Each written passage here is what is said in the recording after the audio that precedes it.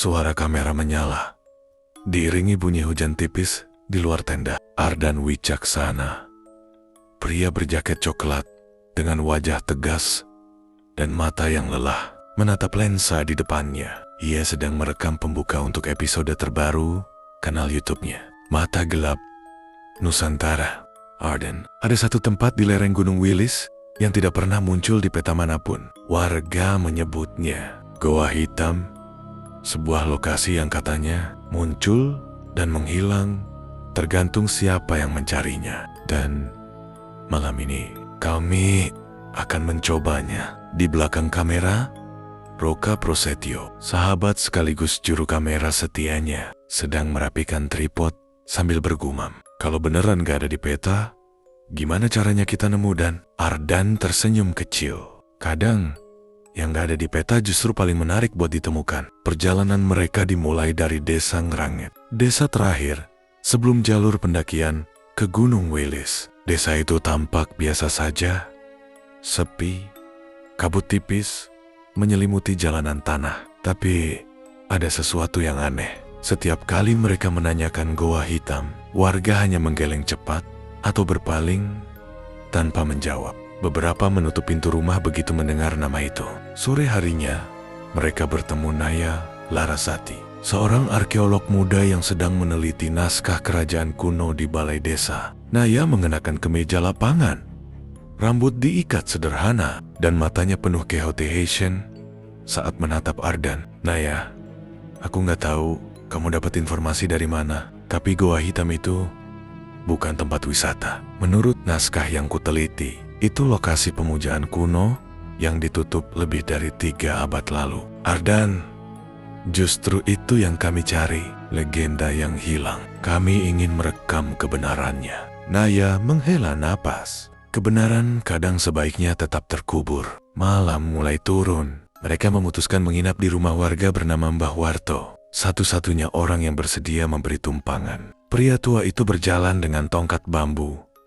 Wajahnya dipenuhi keriput, namun matanya tajam, seperti mengawasi sesuatu yang tak terlihat. Mbah Warto, kalian datang nyari Goa Hitam ya? Ardan mengangguk pelan. Saya cuma mau bilang satu hal, kalau besok pagi kalian masih nekat naik, jangan balik lewat jalan yang sama. Goa itu suka milih tamunya sendiri. Raka tertawa kecil, mencoba mengusir suasana tegang. Tapi Ardan tahu nada suara Mbah Warto bukan ancaman, melainkan peringatan. Malam itu, Ardan terbangun sekitar pukul 2 dini hari. Hujan berhenti, tapi terdengar suara aneh dari luar jendela, seperti napas panjang dan berat, diiringi bisikan samar dalam bahasa yang tidak dimengertinya. Ia keluar pelan, menyalakan senter. Udara tiba-tiba membeku, dan di kejauhan, di balik kabut, terlihat cahaya redup kehijauan yang berdenyut pelan, seolah memanggil. Ardan mencoba merekamnya dengan ponsel, tapi layar hanya menampilkan pesan error no signal. Ia menatap ke arah cahaya itu, dan selama sepersekian detik,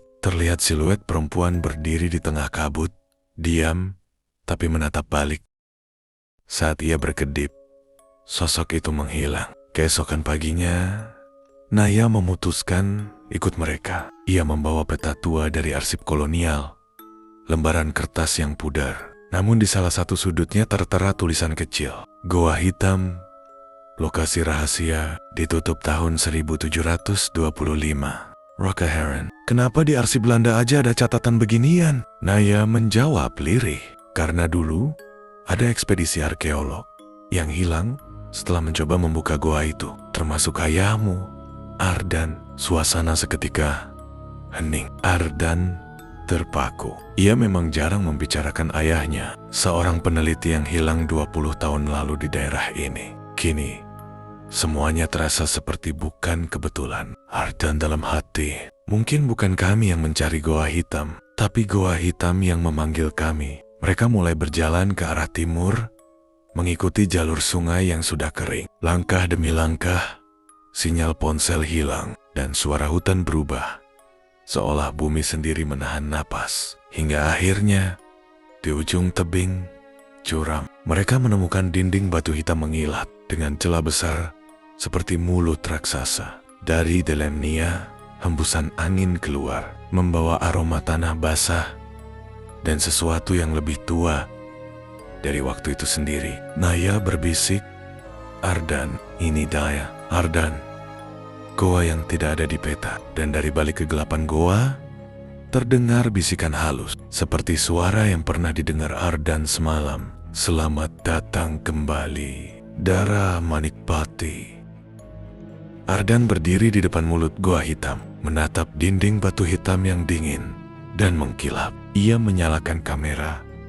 Suara rekaman terdengar serak di udara lembab. Ardan, narasi, tanggal 14 Mei 2025 kami tiba di lokasi yang disebut penduduk sebagai Goa Hitam. Di sini, udara terasa berbeda, bau tanahnya aneh, seperti besi berkarat bercampur bunga busuk. Naya yakin tempat ini dulunya digunakan untuk ritual kuno. Naya berjongkok di dekat batu besar di sisi kanan pintu goa. Ia mengusap permukaannya yang tertutup lumut, lalu perlahan muncul ukiran samar. Aksara Jawa kuno yang sebagian telah pudar. Cahaya senter Ardan menyorotnya. Tulisan itu membentuk kalimat, "Samar langit, raja di bawah tanah." Darah manusia adalah segel dan kunci. Raka yang memegang kamera tambahan menggigil kecil. "Raka, kita beneran mau lanjut ke dalam? Aku ngerasa ada yang ngeliatin dari tadi." "Naya, kalau kamu takut, kamu bisa tunggu di luar." "Raka, enggak, aku cuma..." Kalimatnya terputus. Dari dalam goa terdengar suara berat seperti napas, dalam dan berirama. Ardan menegangkan bahu, mencoba rasional. "Mungkin cuma aliran udara dari celah batu," katanya. Tapi matanya tidak menatap siapapun, seolah mencoba meyakinkan dirinya sendiri. Mereka melangkah masuk perlahan. Udara di dalam goa lebih dingin. Setiap langkah kaki bergema panjang. Cahaya senter menyorot dinding-dinding batu yang dipenuhi ukiran tangan manusia. Sebagian besar melingkar membentuk simbol. Beberapa ukiran tampak seperti bayi kecil dengan sayap patah. Naya berhenti. Tiba-tiba, Ardan, lihat ini. Di hadapannya berdiri batu menhir setinggi manusia dewasa, berwarna hitam keunguan, dengan ukiran wajah manusia yang mulutnya terbuka. Di bawahnya tertulis dalam aksara kuno, "Tumbal pertama." Raka mendekat sambil mengarahkan kamera, tapi lensa tiba-tiba berkedip. Gambar bergetar dan muncul noise statis. Saat ia menurunkan kamera, dari sisi lain, batu menhir muncul bekas tangan berdarah, baru dan masih menetes. Raka terkejut. Ini baru? Dan ini bukan dari ratusan tahun lalu. Ardan, mungkin binatang gak ninggalin jejak tangan manusia. Serga Raka panik. Naya menyentuh batu itu perlahan, dan tiba-tiba seolah bayangan hitam melintas di matanya. Sebuah kilasan singkat. Kerajaan terbakar. Manusia berlutut di depan sosok wanita bersayap hitam, dan 7 pendeta menutup goa dengan darah mereka. Ia terhuyung ke belakang, napasnya tersengal. Naya gemetar. "Aku lihat sesuatu, seolah aku pernah di sini sebelumnya." "Ardan? Maksudmu?" "Entahlah, tapi batu ini seakan tahu siapa aku." Kisuro Atmaja tiba-tiba muncul dari kegelapan lorong goa, memegang tongkat kayu dan membawa lentera tua. Naya tersentak. Raka hampir menjatuhkan kameranya. "Kisuro, aku sudah bilang, jangan kalian ganggu tempat ini." "Ardan, kenapa goa ini ditutup, Mbah?" "Karena yang dikurung di dalam sini bukan makhluk, tapi janji." Kisuro mendekat ke batu menhir dan mengusap permukaannya dengan kain putih. Dari balik debu, tampak simbol 7 lingkaran, dan satu di antaranya bersinar samar merah darah. "Satu segel sudah terbuka," bisiknya, dan darah penjaga mulai terbangun. Ardan menatap Naya. Ia tak paham maksudnya, tapi matanya seolah menyimpan sesuatu yang belum ingin dikatakan. Suara mendadak menggema dari dalam goa. Jeritan pelan, seperti dari kejauhan, namun sangat nyata. Kisuro menatap mereka dengan mata lelah. Pergilah sebelum matahari tenggelam. Kalau malam jatuh di depan mulut goa ini, tak satu pun dari kalian bisa keluar sebagai manusia. Mereka bergegas meninggalkan tempat itu. Tapi saat Raka menoleh sekali lagi, ia melihat sesuatu. Bayangan perempuan bermahkota tanduk berdiri di sisi batu tumbal, tersenyum tipis, dan di dinding batu kini terukir tulisan baru. Belum ada sebelumnya. 1 sudah dibuka. 6 menunggu. Saat mereka tiba kembali di rumah penginapan tua milik Kisuro Atmaja, dinding kayu bangunannya berderit setiap kali angin gunung bertiup, seolah rumah itu juga hidup dan mengawasi. Ardan duduk menatap laptopnya, meninjau ulang rekaman kamera Raka dari dalam goa. Gambar bergetar, lalu tiba-tiba berhenti. Tepat di depan batu menhir bertuliskan tumbal pertama. Namun dalam cuplikan itu, sesuatu yang tak mereka sadari. Saat di lokasi tampak jelas, bayangan hitam bergerak di belakang Naya, menjalar di dinding, tapi tak memantulkan bentuk manusia. Ardan pelan, "Raka, lihat ini." Raka mendekat. "Itu siapa di belakang Naya?" Naya dingin. "Tidak mungkin, di belakangku cuma batu dan Kisuro waktu itu." Mereka saling berpandangan. Suasana membeku. Dari luar, terdengar gonggongan anjing yang tiba-tiba berhenti mendadak. Kisuro muncul dari ruang belakang, membawa dupa menyala. "Kisuro, kalian sudah membawa sesuatu pulang." "Ardan, apa maksud Mbah?" "Bukan benda, tapi pengawal segel yang telah bangun." Ia mengikuti siapapun yang menyentuh batu itu. Ia teringat bagaimana tangannya menempel di batu menhir saat penglihatan. Aneh, itu muncul. Tangannya kini membiru di pergelangan, seperti bekas luka lama yang membusuk. Naya bergetar. "Kalau begitu, apa yang harus aku lakukan?" "Kisuro, tidurlah malam ini. Tapi apapun yang terjadi, jangan buka mata jika kamu mendengar suara memanggil namamu." Tanggap malam. Lampu minyak di kamar Naya bergetar perlahan. Udara berubah dingin seperti air gunung. Di luar jendela ada suara langkah pelan menyeret seperti seseorang berjalan tanpa alas kaki di atas tanah basah. Suara berbisik. Naya menggigit bibirnya, menahan napas. Tangan gemetar menutup telinga.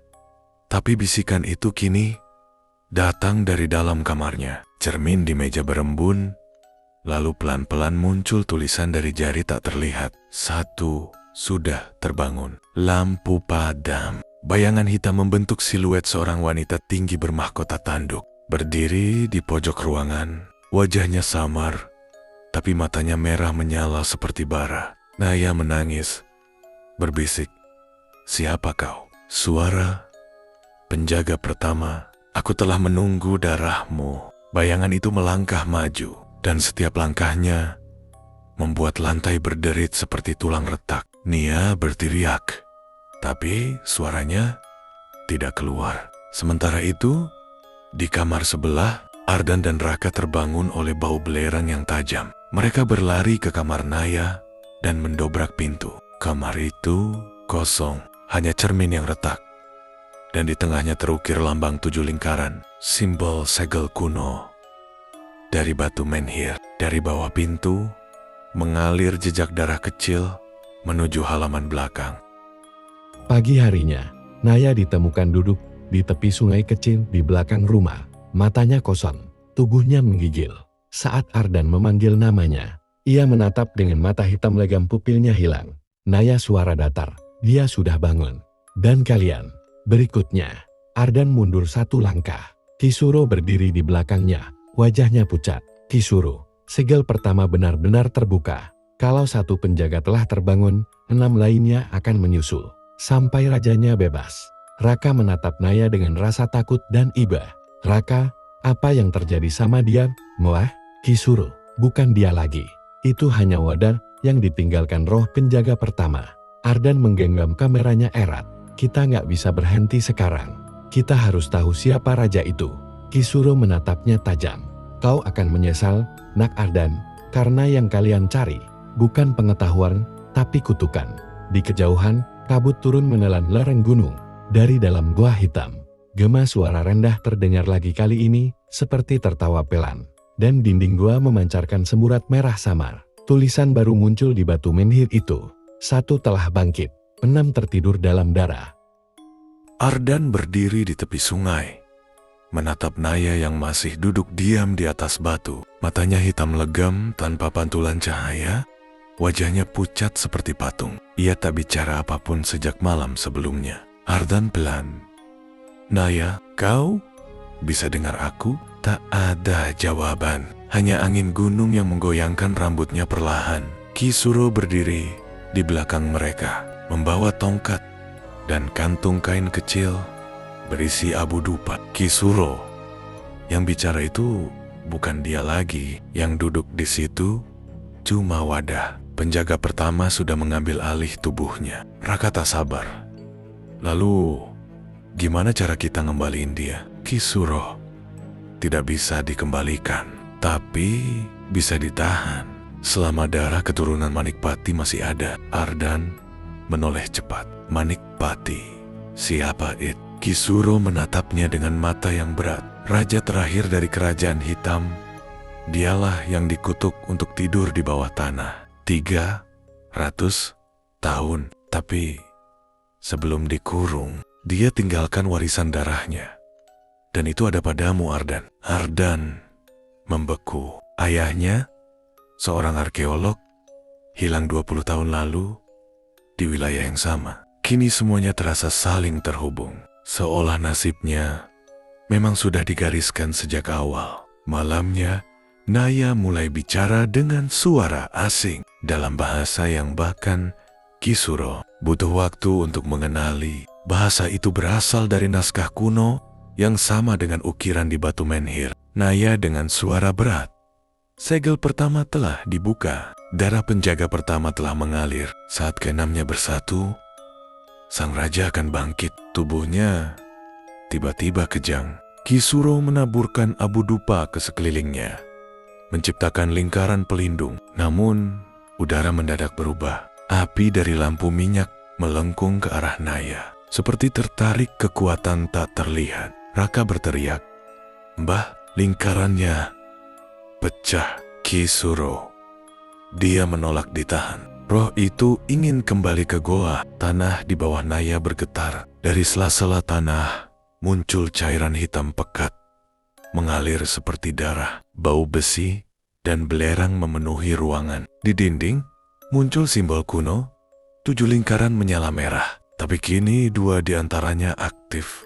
Kisoro Jamatar, greater than, segel 5 liner, mulai terbuka. Tapi belum waktunya. Ardan, cepat pegang tangannya. Ardan meraih tangan Naya. Kulitnya dingin seperti batu. Saat ia menyentuhnya, pandangannya seketika kabur.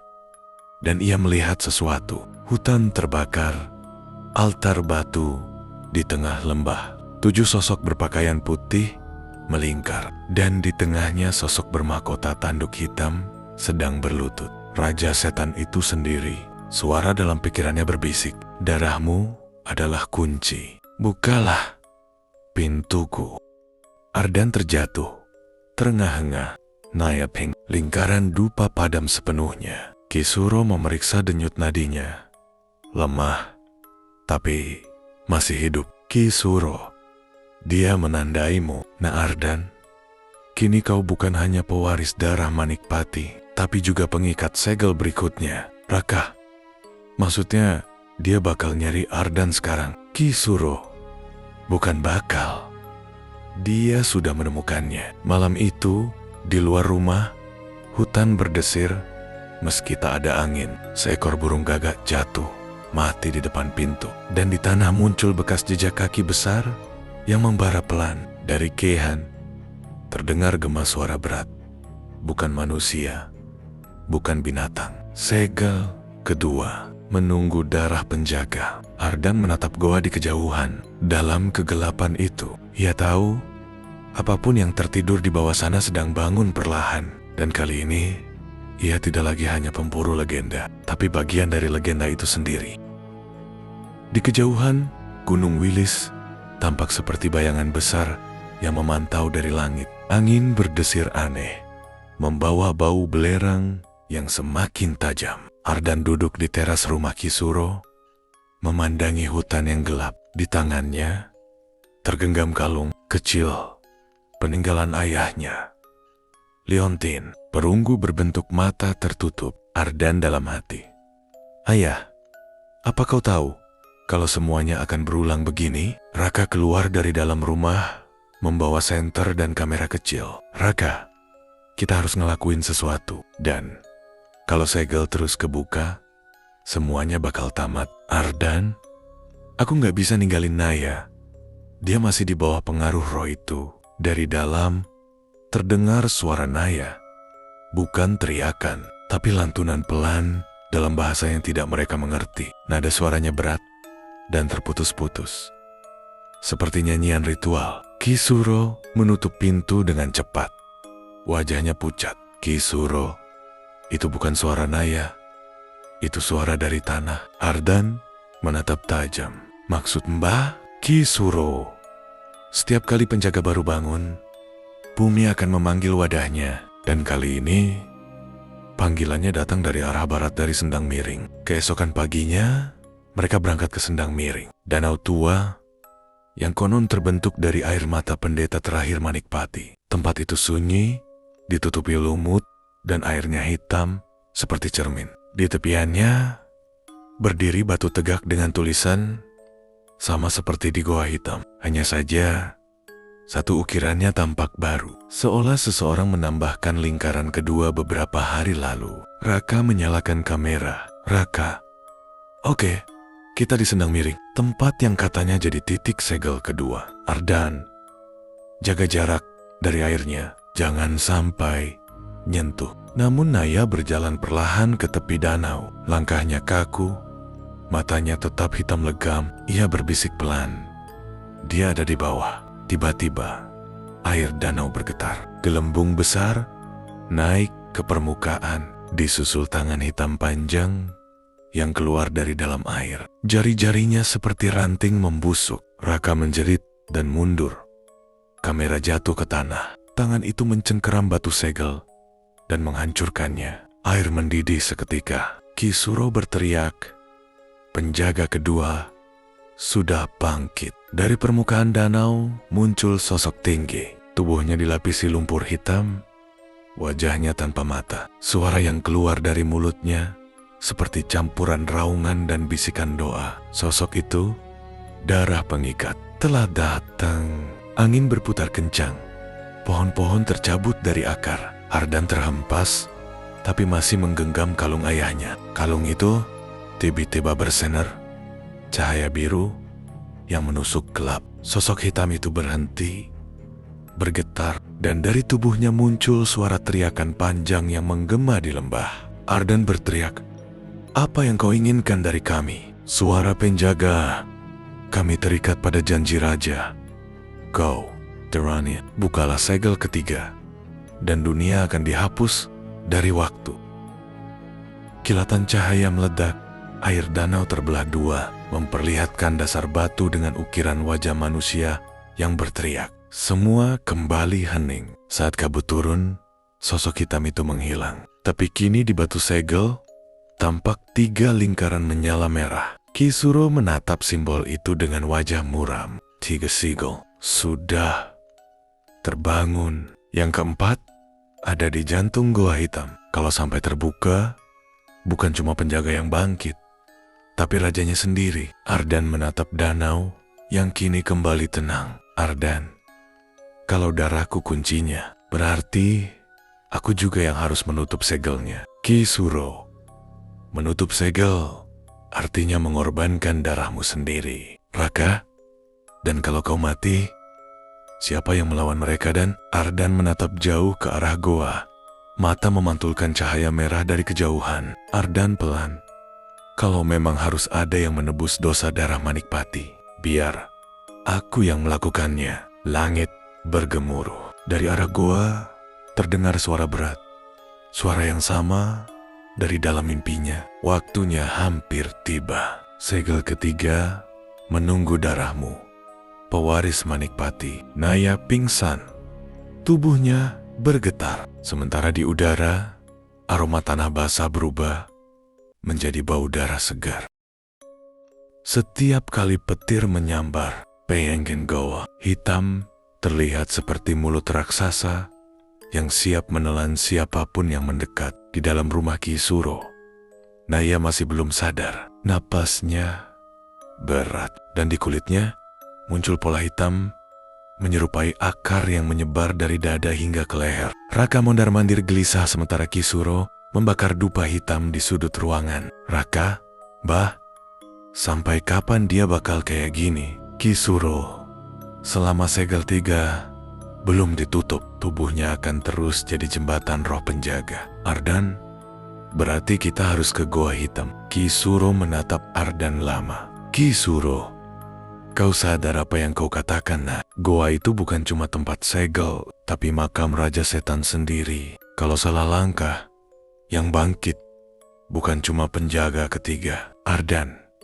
kalau aku diam, semua orang akan mati. Kalau darahku bisa menghentikannya, aku akan gunakan. Raka menatapnya tajam. Raka, kau mau bunuh diri?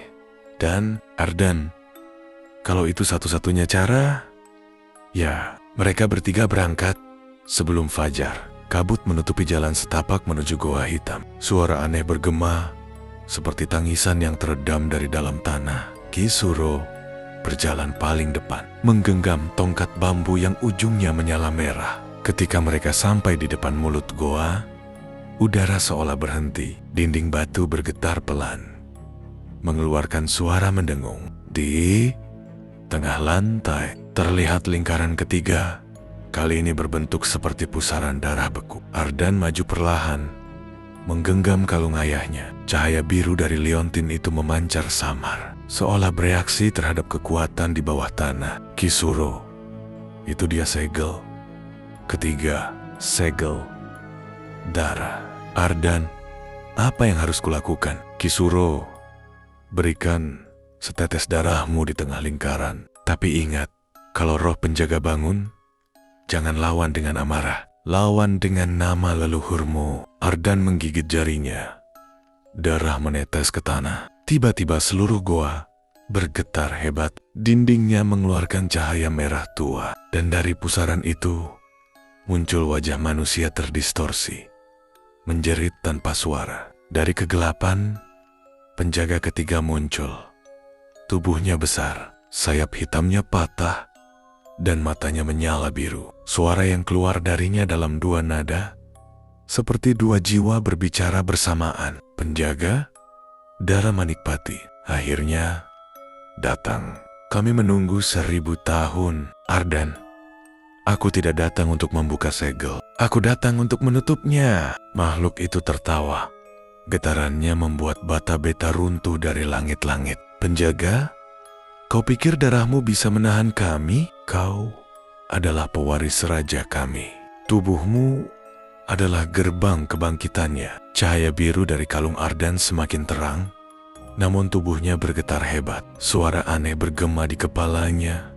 Suara ayahnya. Ardan, jangan biarkan darahmu menguasai dirimu. Goa itu tak akan memaafkan mereka yang ragu.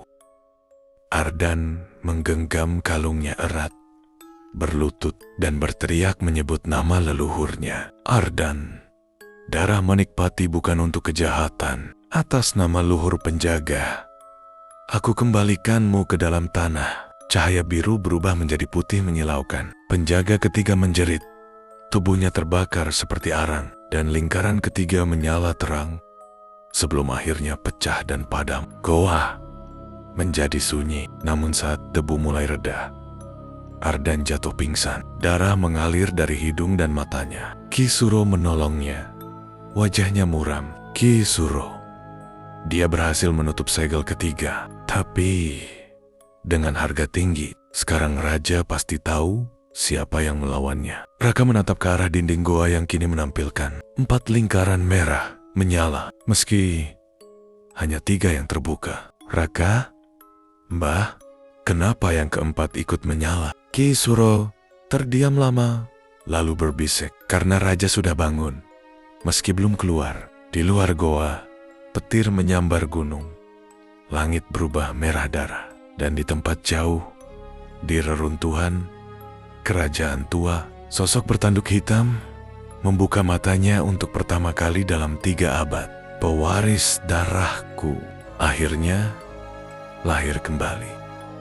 Ardan terbangun dengan tubuh lemah, napas tersengal, dan mata yang terasa terbakar. Ia mendapati dirinya di dalam rumah Kisuro. Dindingnya penuh simbol pelindung yang digambar dengan arang hitam. Raka tertidur di kursi, sementara Kisuro duduk di sudut, menatap api kecil di tungku. Ardan serak. Berapa lama aku pingsan? Kisuro. 3 hari. Dunia di luar sudah mulai berubah. Burung-burung hilang, air sungai menghitam, dan sesuatu memanggil namamu setiap malam. Ardan menatap tangannya. Di telapak kirinya, kini ada lambang 7 lingkaran yang menyala samar, seolah tertanam di kulitnya. Ardan, aku merasa dia ada di dalam pikiranku. Kisuro, itu bukan perasaan. Sejak kau menutup segel ketiga, darahmu dan darah raja telah menyatu sebagian. Kini kau bisa melihat apa yang dia lihat. Malam itu, Ardan mulai bermimpi, tapi rasanya lebih nyata dari kenyataan. Ia berdiri di tengah reruntuhan kerajaan tua. Langit berwarna ungu, pekat, dan di hadapannya berdiri sosok bertanduk hitam, mengenakan jubah kerajaan robek. Wajahnya diselimuti bayangan,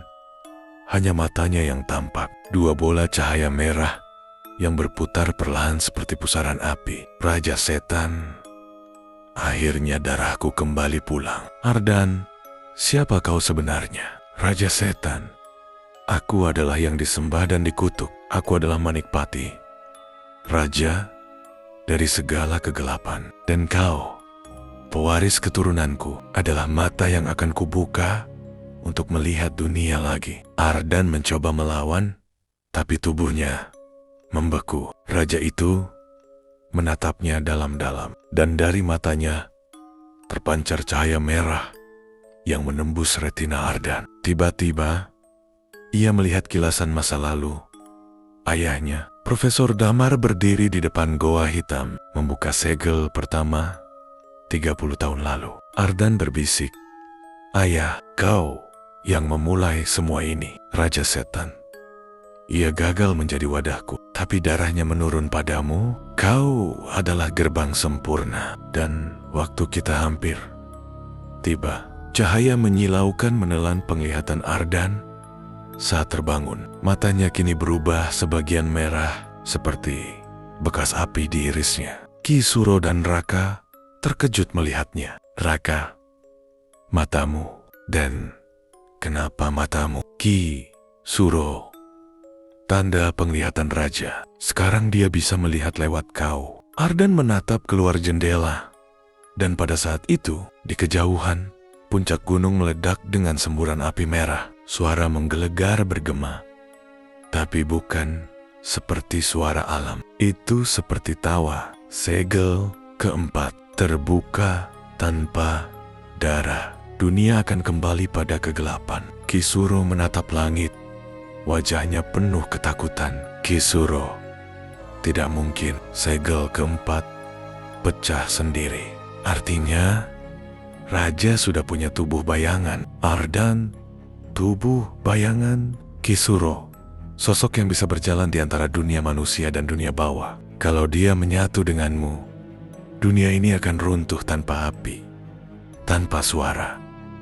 Malam itu, Naya terbangun dari koma. Matanya normal, tapi suaranya asing. Naya lirih.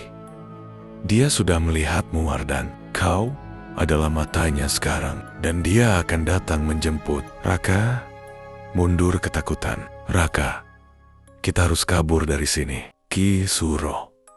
Tak bisa. Sekali darahnya dipanggil, tak ada tempat aman lagi. Dari luar rumah, suara lonceng tua berdentang, meski tidak ada yang menggantung lonceng di sana. Angin berhenti, hujan berhenti, dan di langit bulan menghitam sepenuhnya. Hanya menyisakan satu cahaya merah berbentuk mata yang berputar pelan di tengah malam. Mata raja telah terbuka.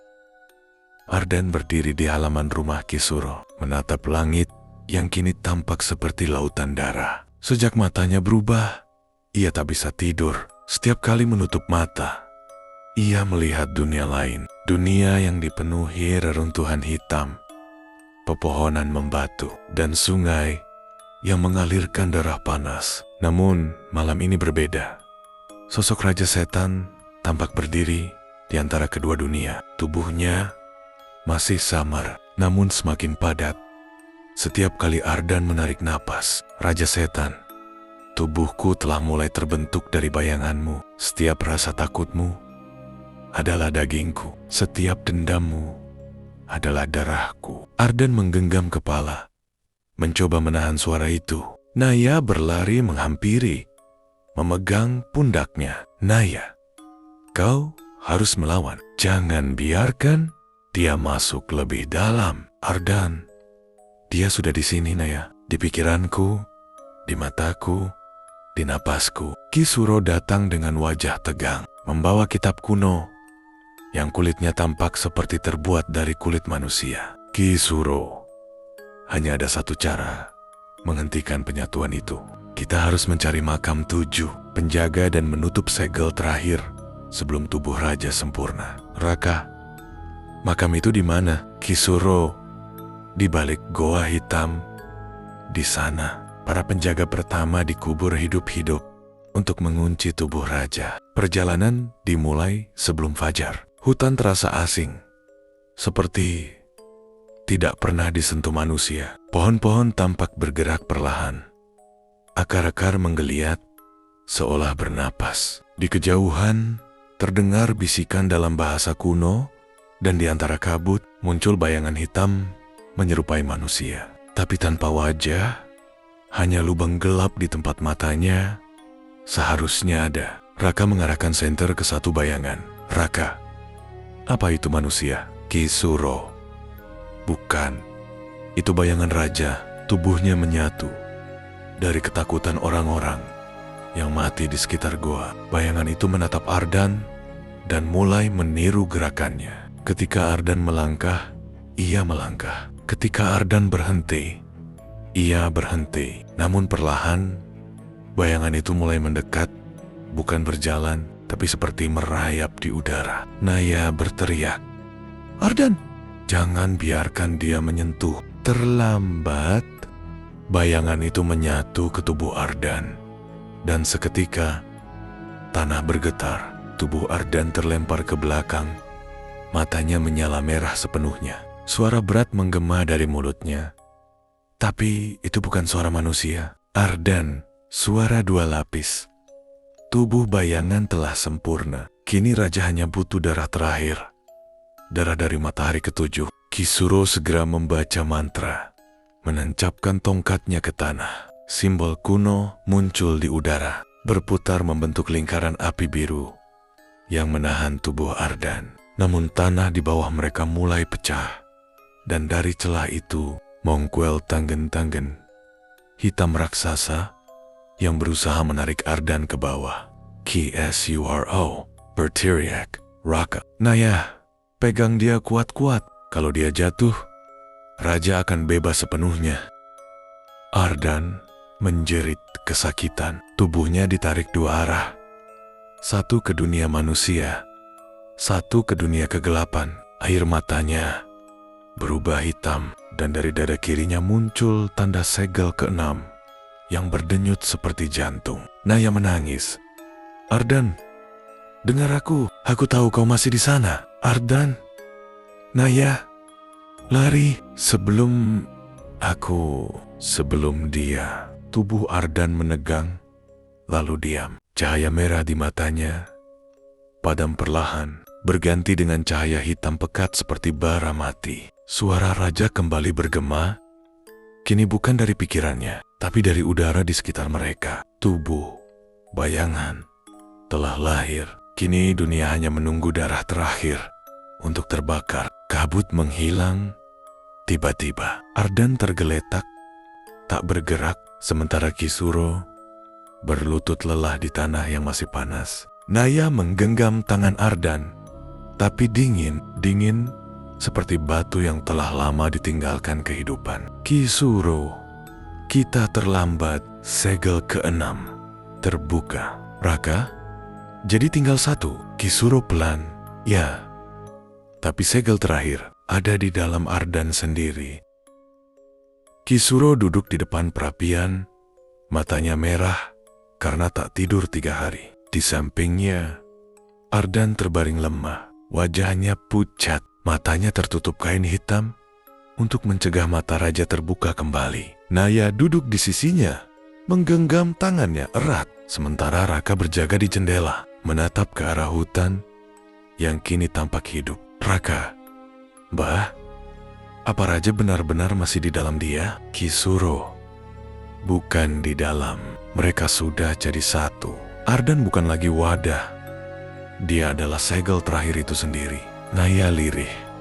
Jadi kalau kita menghancurkan segelnya, Kisuro, kita akan membunuh Ardan. Ruangan itu hening. Hanya suara kayu terbakar yang terdengar pelan. Di luar, petir sesekali menyambar, menerangi siluet bayangan besar di kejauhan.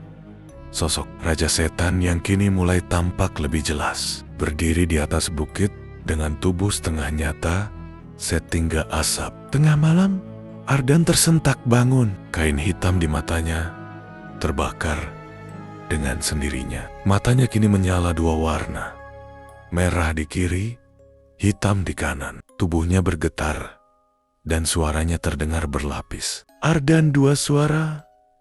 Kau pikir bisa menahanku, Kisuro? Tubuh ini sudah menjadi milikku. Kisuro memegang tongkat bambunya erat, membaca mantra cepat. Tapi Ardan, atau raja dalam dirinya, melambaikan tangan, dan semua jendela di rumah pecah bersamaan. Raka terlempar ke dinding. Naya berteriak, "Raka, Ardan, sadarlah, itu bukan kau." Ardan lirih. "Raka, aku masih di sini, tapi aku tak bisa kendalikan dia." Tubuh Ardan membentuk simbol di udara. Dari darah yang mengalir di telapak tangannya, simbol itu membara, menciptakan lingkaran api hitam di lantai. Dari dalamnya muncul bayangan penjaga yang telah mati, kini kembali sebagai prajurit raja. Kisuro berteriak pada Naya, "Kisuro, Naya, ambil kalung itu." Kalung warisan ayah Ardan. "Naya, untuk apa?" "Kisuro, itu satu-satunya kunci yang bisa memisahkan jiwa mereka sebelum raja benar-benar keluar." Naya berlari, menembus api, menggenggam kalung biru itu, dan menekannya ke dada Ardan. Tiba-tiba ruangan bergetar hebat. Cahaya biru dan merah bertabrakan, menciptakan kilatan putih menyilaukan. Dalam ruang antara dunia, Ardan kini berdiri sendirian. Di hadapannya, Raja Setan muncul sepenuhnya megah, menyeramkan. Dengan mahkota tulang dan mata seperti bara hidup. "Raja Setan, kenapa kau melawan keturunanku? Dunia ini bukan tempat bagi manusia. Mari kita akhiri penderitaan mereka dan bangun kerajaan baru." "Ardan, kerajaanmu dibangun dari darah dan ketakutan. Aku bukan pewaris kegelapan. Aku penjaga cahaya yang tersisa."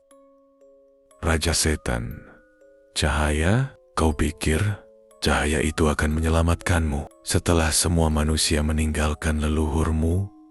Dalam kegelapan, bayangan raja memanjang, menelan langit mimpi itu. Tapi Ardan menggenggam kalung ayahnya dan berteriak memanggil nama leluhurnya.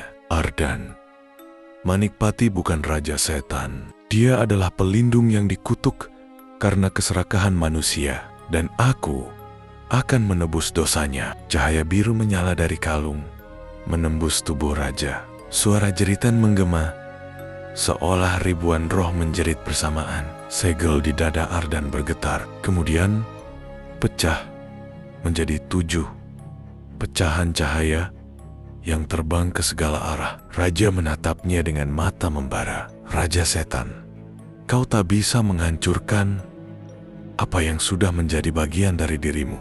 Ardan, selama kau hidup, aku juga hidup. Ardan terlempar keluar dari ruang mimpi. Tubuhnya jatuh di lantai. Naya menjerit memeluknya. Matanya kini kembali normal, tapi dari hidung dan telinganya mengalir darah hitam. Kisuro berlutut lemas. Kisuro, segel terakhir sudah terbuka, tapi belum sempurna. Raka, maksud Mbah? Kisuro, artinya kita masih punya waktu. Tapi kalau Ardan mati sebelum raja disegel kembali, dunia akan tenggelam bersama rohnya. Di luar, Rama, tanah mulai merekah. Dari selannya muncul batang hitam berurat merah yang menjalar ke arah langit. Dan di puncaknya, mahkota Raja Setan mulai terbentuk perlahan dari asap dan darah. Waktu telah tiba. Dunia akan mengenal kembali nama Manikpati, sang Raja Hitam yang dilahirkan dari darah manusia sendiri.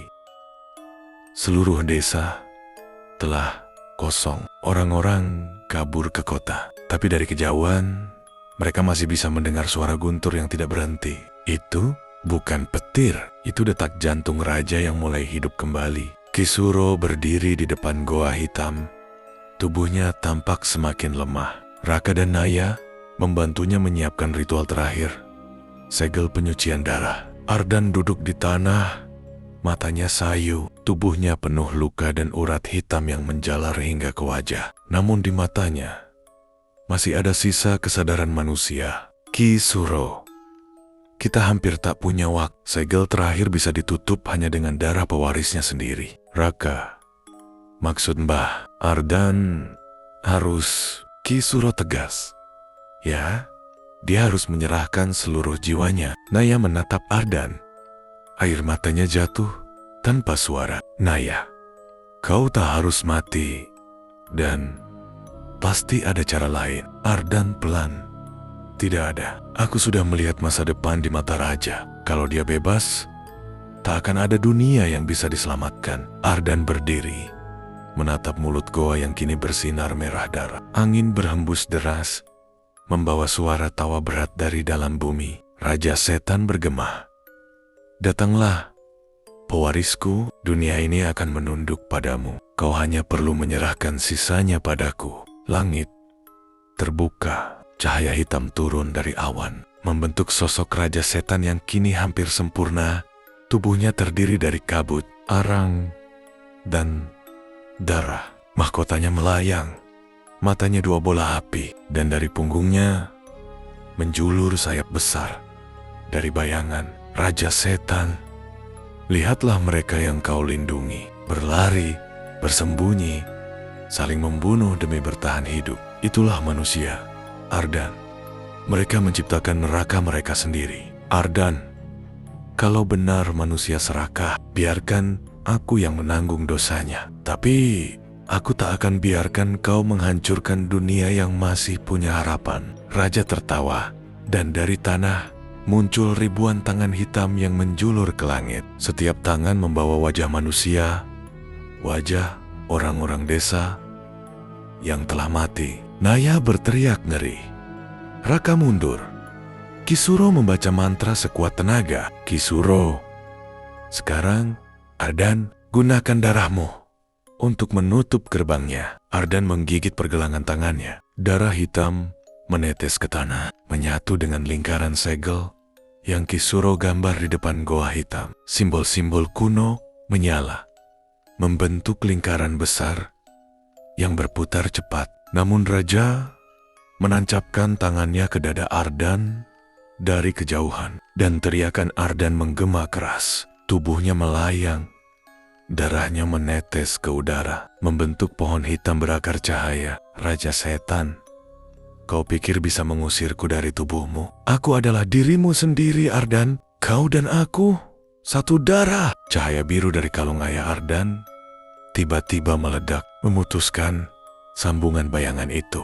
Suara ayahnya terdengar samar. Ardan, ingat siapa dirimu. Manikpati bukanlah kutukan, tapi peringatan. Tutup pintunya, nak, meski harus menutup nyawamu juga. Ardan menatap Naya dan tersenyum lemah. Ardan, jaga dunia ini. Kalau aku tak kembali. Naya menangis. Jangan, Ardan, jangan. Ardan melompat ke dalam pusaran goa hitam. Tubuhnya terbakar oleh cahaya biru dan hitam sekaligus. Raja menjerit marah. Tubuhnya mulai retak dan dari dalam pusaran itu terdengar ledakan besar. Seperti 1000 lonceng berdentang bersamaan. Langit pecah, gunung runtuh, dan dari kegelapan itu hanya satu cahaya kecil yang tersisa, warna biru. Dari kalung yang jatuh di tanah, tepat di depan Naya. Semua berhenti. Hujan turun, langit kembali abu-abu. Goa hitam kini tertutup sempurna oleh batu hitam yang membatu seperti kaca. Kisuro berdiri dengan tongkatnya. Suaranya pelan dan gemetar. Kisuro, dia sudah menutupnya, tapi segelnya bukan di tanah. Segelnya kini ada di jiwanya sendiri. Naya memegang kalung itu erat di dadanya. Naya, kalau segelnya di dalam Ardan, berarti dia masih hidup. Ki Suro mungkin, tapi dia tidak lagi di dunia ini. Di Tempotjo, dalam ruang kosong di antara dua dunia, Ardan berdiri sendirian. Langit di atasnya hitam, tapi tenang. Di hadapannya, samar-samar terlihat sosok manusia tanpa wajah. Lalu, suara ayahnya terdengar lembut. Kau berhasil, Ardan. Dunia aman untuk sementara. Ardan menatap langit. Di kejauhan, matahari kecil muncul, menyinari wajahnya yang damai. Namun di balik cahaya itu, mata merah Raja Setan masih terbuka samar, menatap balik, menunggu. Tak ada segel yang abadi. Naya kini berumur 26 tahun. Ia tinggal di kota kecil bernama Wonosari, bekerja sebagai guru seni. Rambutnya kini panjang dan diikat rapi. Namun di lehernya masih tergantung kalung biru milik Ardan. Setiap malam, sebelum tidur, ia selalu menyentuhnya sambil berbisik. Aku tahu kau masih di luar sana. Dan pada suatu malam, Naya terbangun dengan napas tersengal. Mimpi itu datang lagi. Mimpi yang sama selama 3 malam berturut. Dalam mimpi itu, ia berdiri di tepi tebing, menatap goa hitam yang kini terbuka sedikit. Di dalamnya, cahaya biru berkedip seperti detak jantung. Dan dari balik cahaya itu, terdengar suara Ardan. Jangan buka segelnya, Naya. Apapun yang terjadi, jangan panggil aku kembali. Namun saat Naya menatap lebih dalam, ia melihat sosok lain. Bayangan Ardan yang tidak sepenuhnya manusia. Matanya merah menyala, dan dari tubuhnya menjulur akar-akar hitam seperti sayap. Naya terbangun dengan keringat dingin. Ketika menatap cermin, ia terkejut. Di bawah matanya ada luka tipis berbentuk simbol lingkaran, sama seperti segel kuno yang pernah dibuat Kisuro. Beberapa hari kemudian, Naya memutuskan pergi ke desa lereng untuk mencari Kisuro. Ia menemukan lelaki tua itu di pondoknya yang sepi, duduk di depan tungku api. Kini, Kisuro sudah hampir buta, namun matanya masih memancarkan cahaya tajam seperti dulu. Naya, Mbah, aku mimpi tentang Ardan lagi. Goanya seperti terbuka. Kisuro, 7 tahun. Segel darah biasanya hanya bertahan 7 tahun kalau tidak diperkuat. Kau bilang kau lihat cahaya biru, Naya. Ya, tapi ada sesuatu yang lain. Seperti Ardan, tapi bukan dia. Kisuro menunduk lama, lalu berbisik pelan. Yang kau lihat bukan Ardan, itu adalah sisi raja yang tertinggal dalam jiwanya. Kalau segelnya melemah, Ardan bisa kembali, tapi tidak lagi sebagai manusia. Malam itu, saat Naya menginap di rumah Kisuro, langit di atas gunung mendadak memancarkan garis cahaya biru. Penduduk desa yang tersisa berlarian ketakutan. Beberapa berteriak menyebut nama Ardan, mengira itu pertanda baik. Namun Kisuro tahu, itu bukan berkat, tapi peringatan. Ia membuka kitab tua yang sudah berdebu. Halaman terakhirnya tertulis, jika pewaris darah Manikpati terbelah antara cahaya dan kegelapan, maka dua dunia akan saling tarik-menarik hingga salah satunya hancur. Kisuro, pelan. Ini belum berakhir. Ardan akan kembali, tapi bukan untuk menyelamatkan kita. Beberapa hari setelah cahaya itu muncul, Naya mulai mendengar bisik. Setiap kali ia melewati cermin atau air tenang, bayangannya berbicara. Kau bisa menyelamatkannya, Naya. Kau hanya perlu membuka kembali pintunya. Bayangan itu tampak seperti dirinya sendiri, namun matanya gelap, bibirnya menyeringai dingin. Naya berusaha menutup telinga, tapi suara itu semakin keras.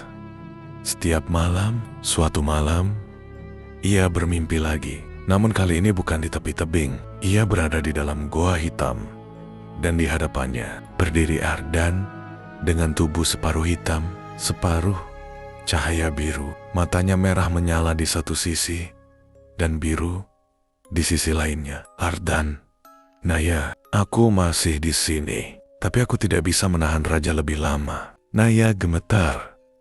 Apa yang harus aku lakukan, Ardan? Kalau aku keluar, dunia akan terbakar. Tapi kalau aku tetap di sini, aku akan hilang selamanya. Air mata Naya mengalir. Naya, jadi aku harus kehilanganmu lagi, Ardan? Tidak. Kali ini kau yang harus memilih. Tiba-tiba tanah bergetar, dan dari balik bayangan muncul sosok tinggi, berwajah kabur Raja Setan. Ia berdiri tepat di belakang Ardan, tangannya di pundaknya, dan berkata dengan suara berat seperti ribuan gema, Raja Setan, atau biarkan aku hidup kembali. Aku akan kembalikan Ardan padamu, Naya. Tapi dunia ini akan menjadi milikku. Naya terbangun dengan jeritan. Kalung biru di lehernya kini berubah warna menjadi hitam. Dan di luar rumah, langit biru sudah pudar, berganti dengan warna merah senja yang sama seperti 7 tahun lalu. Kisuro berlari masuk dengan napas terengah, membawa gulungan tua di tangannya. Kisuro, Naya, kau membuka jalannya. Naya gemetar. Aku tidak. Aku hanya bermimpi. Kisuro, itu bukan mimpi. Raja telah menembus batas antara dunia nyata dan mimpi lewat hatimu sendiri. Angin dingin berhembus dari arah gunung. Dari Kayohan terdengar suara guntur.